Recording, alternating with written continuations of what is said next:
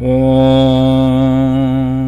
श्री सांब शिवाय नमः। अथ चतुर्विंशोऽध्यायः 24वां अध्याय। देवताओं का भगवान शिव से पार्वती के साथ विवाह करने का अनुरोध, भगवान का विवाह के दोष बताकर अस्वीकार करना तथा उनके पुनः प्रार्थना करने पर स्वीकार कर लेना। देवता बोले, कामदेव को विनष्ट करने वाले रुद्र देवता को नमस्कार है। स्तुति के योग्य अत्यंत तेजस्वी तथा त्रिनेत्र को बार बार नमस्कार है। शिपि विष्ट भीम एवं भीमाक्ष को बार बार नमस्कार है। महादेव प्रभु तथा स्वर्गपति को नमस्कार है। आप सभी लोकों के नाथ और माता पिता हैं। आप ईश्वर, शंभु, ईश, शंकर तथा विशेष रूप से दयालु हैं। आप ही सब जगत को धारण करते हैं। अतएव हे प्रभु, आप हम लोगों की रक्षा कीजिए। हे परमेश्वर, आपके अतिरिक्त और कौन दुख दूर करने में समर्थ है। ब्रह्मा जी बोले, हे नारद, उन देवताओं का यह वचन सुनकर परम कृपा से युक्त हो नंदिकेश्वर शिव जी से निवेदन करने लगे। नंदिकेश्वर बोले, हे सुरवर्य, सिद्ध मुनि विष्णु आदि देवगण दैत्यों से पराजित एवं तिरस्कृत हो आपकी शरण में आए हैं और वे आपके दर्शन की इच्छा करते हैं। इसलिए हे सर्वेश, आप शरणागत हुए इन देवताओं तथा मुनियों की रक्षा कीजिए, क्योंकि आप विशेष रूप से दीनबंधु और भक्त वत्सल कहे गए हैं।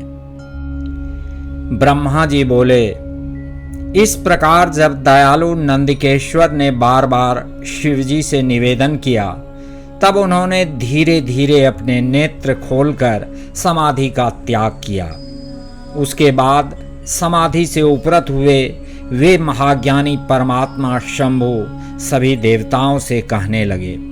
शंभु बोले, आप सभी ब्रह्मा विष्णु आदि सुरेश्वर मेरे पास किस लिए आए हैं, उस कारण को शीघ्र कहिए। ब्रह्मा जी बोले, शिव जी के इस वचन को सुनकर सभी देवता प्रसन्न हो गए और विज्ञप्ति के लिए विष्णु के मुख की ओर देखने लगे। तब शिव के परम भक्त तथा देवताओं के हितकारक विष्णु मेरे द्वारा कहे गए देवताओं के इस बहुत बड़े कार्य का निवेदन करने लगे। विष्णु जी बोले, हे शंभो, तारक से इन देवताओं को अत्यंत अद्भुत दुख प्राप्त हो रहा है। इसी कारण सभी देवता आपसे निवेदन करने यहाँ आए हुए हैं। हे शंभो, आपके द्वारा जो औरस पुत्र उत्पन्न होगा, उसी के द्वारा तारकासुर का वध होगा। यह मेरा कथन अन्यथा नहीं हो सकता। हे महादेव, आपको नमस्कार है।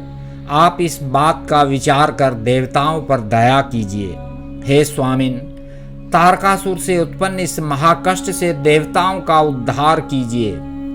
इसीलिए हे देव, हे शंभो, आपको स्वयं गिरिजा का दाहिने हाथ से पानी ग्रहण करना चाहिए, क्योंकि गिरिराज हिमालय आपको पानी ग्रहण के द्वारा ही गिरिजा को प्रदान करना चाहते हैं। अतः आप उसे स्वीकार कीजिए।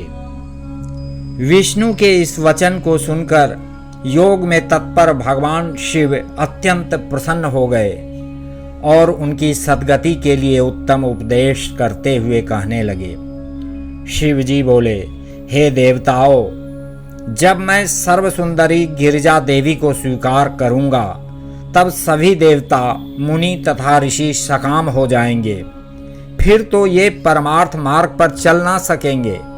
मेरे पानी ग्रहण से ये दुर्गा मृत कामदेव को पुनः जीवित कर देंगी। मैंने सबकी कार्य सिद्धि के लिए ही कामदेव को जलाया है। हे विष्णु, ब्रह्मा के वचनानुसार ही मैंने यह कार्य संपादित किया है, इसमें संदेह नहीं है। हे देवेंद्र, आप इस कार्याकारी की परिस्थिति में मन से तत्व का विचार करके मेरे विवाह का हठ छोड़ दीजिए। हे विष्णु, मैंने कामदेव को जलाकर देवताओं का बहुत बड़ा कार्य सिद्ध किया है।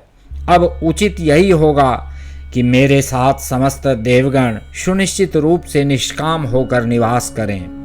हे देवताओं, जिस प्रकार मैं तपस्या करता हूँ उसी प्रकार आप लोग भी सहज रूप से कठोर तप में निरत हो जाइए। अब तो कामदेव नहीं रहा, इसलिए हे देवताओं, आप लोग निर्विघ्न समाधि लगाकर आनंद युक्त निर्विकार भाव से निवास कीजिए।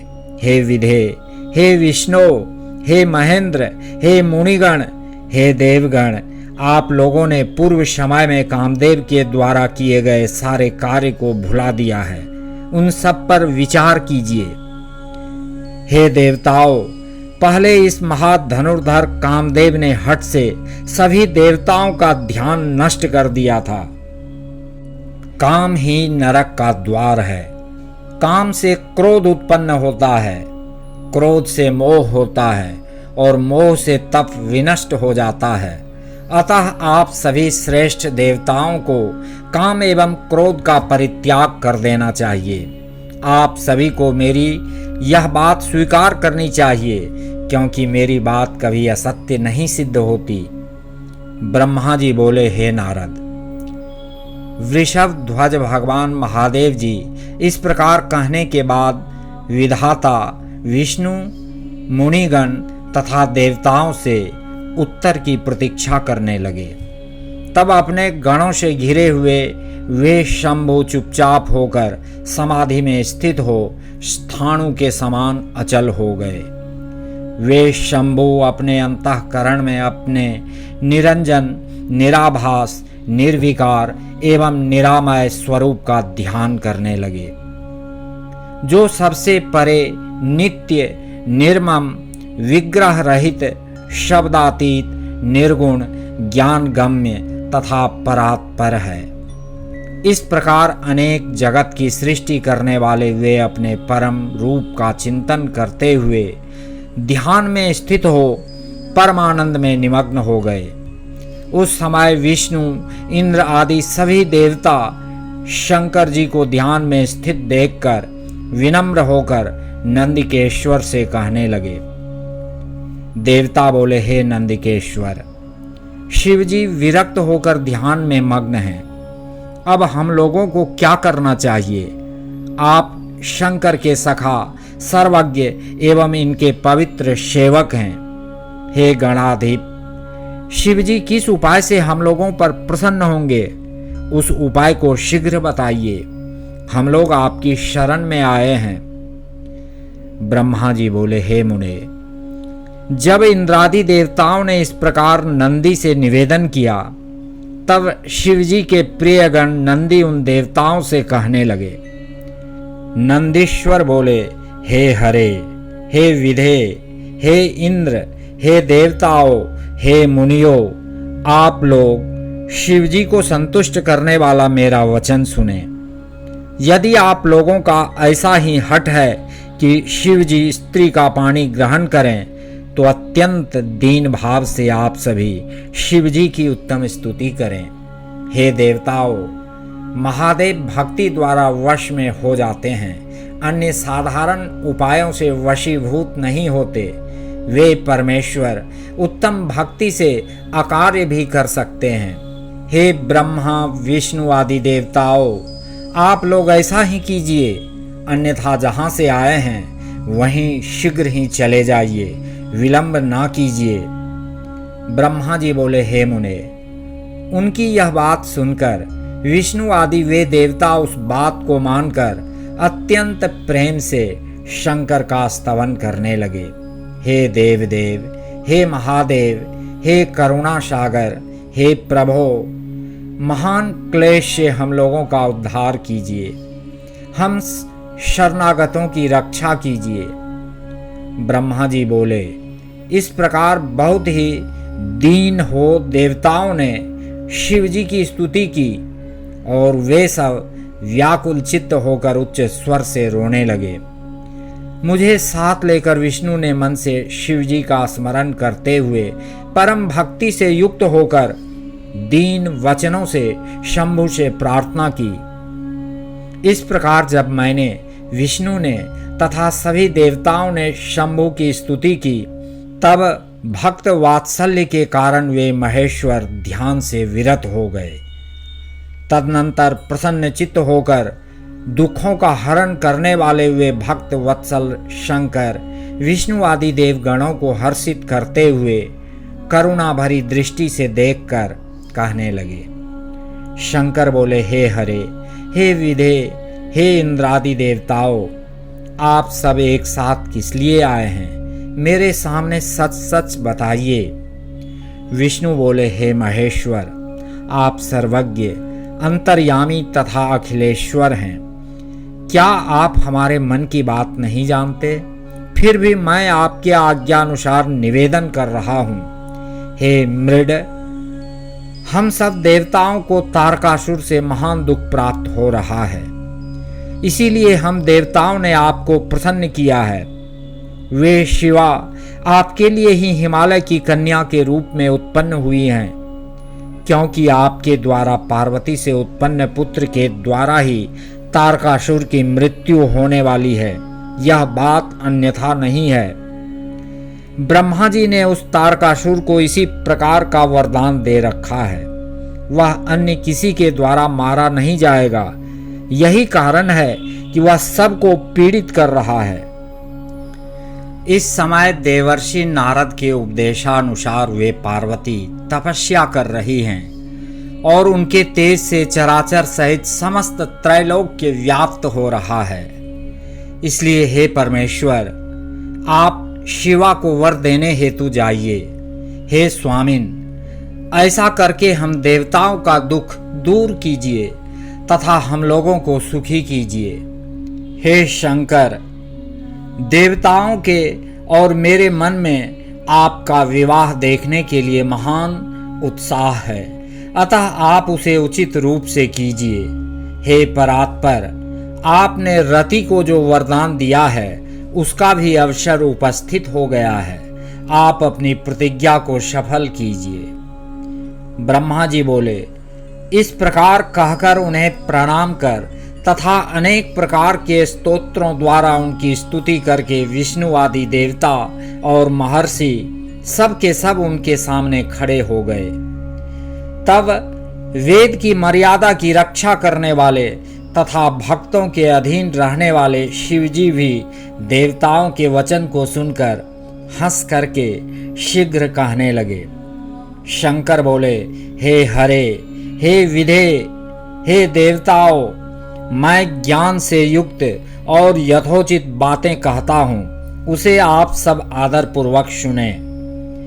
विवाह करना मनुष्यों के लिए उचित विधान नहीं है, क्योंकि विवाह बेड़ी के समान अत्यंत कठिन दृढ़ बंधन है। संसार में बहुत से कुसंग हैं, परंतु उनमें स्त्री संग सबसे बढ़कर है, क्योंकि मनुष्य सभी प्रकार के बंधनों से छुटकारा प्राप्त कर सकता है, किंतु स्त्री संग से उसका छुटकारा नहीं होता। लोहे तथा लकड़ी के पाशों में दृढ़ता पूर्वक बंधा हुआ पुरुष उससे छुटकारा पा सकता है, किंतु स्त्री आदि के पाश में बंधा हुआ कभी मुक्त नहीं होता है। स्त्री संग से महाबंधनकारी विषय निरंतर बढ़ते रहते हैं। विषयों से आक्रांत मन वाले को स्वप्न में भी मोक्ष दुर्लभ हो जाता है। यदि बुद्धिमान पुरुष सुख प्राप्त करना चाहे तो विषयों को भली भांति छोड़ दे। जिन विषयों से प्राणी मारा जाता है वे विषय विष के समान कहे गए हैं। मोक्ष की कामना करने वाला पुरुष विषयी पुरुषों के साथ वार्ता करने मात्र से क्षण भर में ही पतित हो जाता है। आचार्यों ने विषय वासना को शर्करा से आलिप्त इंद्रायण फल के समान अर्थात आपात मधुर कहा है। यद्यपि मैं समस्त ज्ञान विशेष रूप से जानता हूँ, फिर भी मैं आप लोगों की प्रार्थना को सफल करूँगा। तीनों लोकों में मेरी प्रसिद्धि है कि मैं भक्तों के वश में होने से सभी प्रकार के उचित अनुचित कार्य करता हूँ। मैंने कामरूप देश के राजा की प्रतिज्ञा सफल की और भव बंधन में पड़े हुए राजा सुदक्षिण का प्रण मैंने पूरा किया। मैंने गौतम को क्लेश दिया। मैं त्रयंबकात्मा सबको सुख देने वाला हूँ और जो भक्तों को दुख देने वाले हैं उन दुष्टों को विशेष रूप से कष्ट तथा शाप प्रदान करता हूँ। मैंने अपनी भक्त वत्सलता का भाव प्रकट करने के लिए ही विषपान किया था। हे देवताओं, मैंने यत्न से सदैव ही देवताओं के कष्टों को दूर किया है। मैंने भक्तों के लिए बहुत बार अनेक कष्ट उठाया है।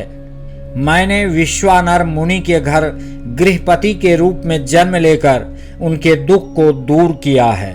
हे हरे, हे विधे, मैं अधिक क्या कहूँ। मैं सत्य कहता हूँ और मेरी जो प्रतिज्ञा है उसे भी आप लोग अच्छी तरह जानते हैं। जब जब मेरे भक्तों पर किसी प्रकार की विपत्ति आती है तब तब मैं उन्हें शीघ्र ही सब प्रकार से दूर कर देता हूँ। इस समय तारकासुर के द्वारा जो विपत्ति आप लोगों पर आ पड़ी है उसे भी मैं जानता हूँ। उस दुख को भी मैं दूर कर दूंगा, यह मैं सत्य सत्य कह रहा हूँ। यद्यपि मुझे विवाह में कोई इच्छा नहीं है तो भी आप लोगों के लिए पुत्र उत्पन्न करने हेतु गिरिजा से विवाह करूंगा। हे देवताओं, अब आप लोग निडर होकर अपने अपने घरों को जाइए। मैं आप लोगों का कार्य सिद्ध करूंगा, इसमें संदेह नहीं करना चाहिए। ब्रह्मा जी बोले, हे मुने, ऐसा कहकर शंकर पुनः मौन धारण कर समाधिस्थ हो गए और विष्णु आदि समस्त देवता अपने अपने धामों को लौट गए।